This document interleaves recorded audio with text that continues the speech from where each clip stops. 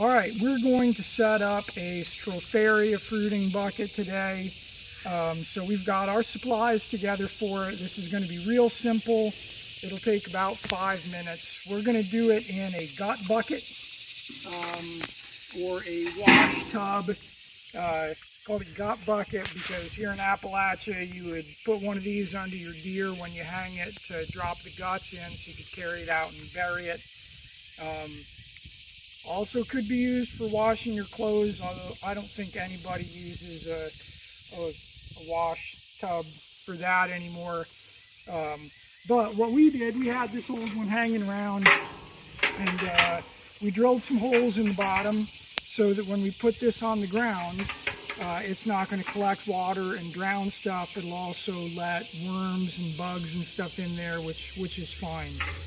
But you could also do this just as a mulch bed, and that's the way that people typically use garden giants or Stropharia, is that they would use it in a mulch bed in a garden around either plants, hey Sonny, or around their brassicas like broccoli, cabbage, and stuff.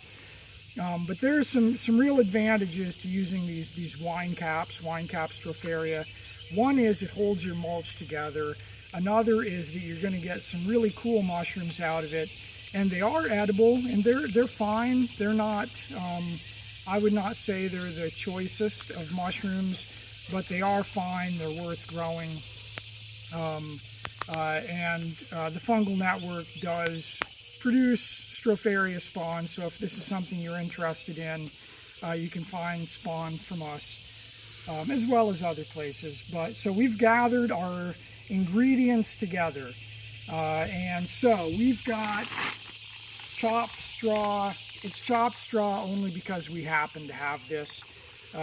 Any kind of straw will work, and really you don't even need straw, but straw is such an easily digestible substrate that it's nice to have some of that in there just for a quick source of food for the fungus. We've got some aspen shavings, which is a really soft hardwood, really easy to colonize. And we've got a bucket of mulch that just comes from one of these local tree services that as they're clearing around electric lines, they're chopping up all the branches and stuff they chop down. We have done just that mulch before, but there's always a question. You don't know what's in there. So first of all, around here, there's almost always some poison ivy in there.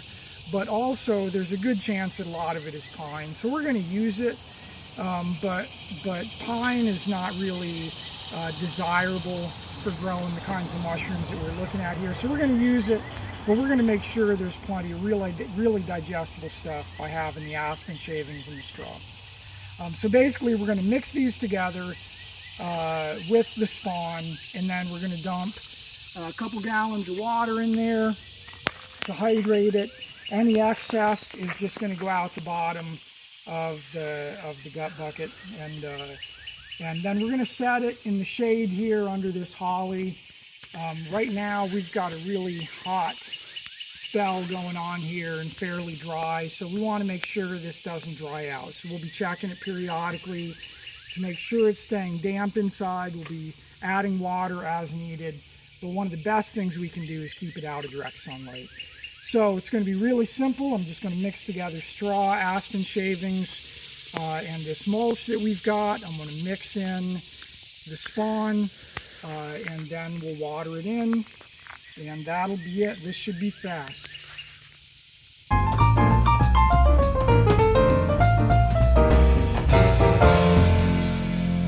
All right, now I'm going to open up my spawn bag and dump it in and mix it in. I've already broken this up. This was really well colonized. It was pretty solid, so I started out by breaking that up as I was preparing materials. This is a lot of spawn to use on this. A spawn bag really, you can figure a 5-pound spawn bag like that. You could inoculate a bed that's say 20 square feet you'd make it 4 to 6 inches deep. But since we're breaking into a spawn bag, we're just going to use the whole thing. It doesn't have to be perfectly mixed in, but we'll get it in there enough to provide lots of good colonization spots. That's that. I'm going to go ahead and top it off. Just to make sure it's all covered. I'm going to set this down here into the holly. I'm going to get my bucket of water.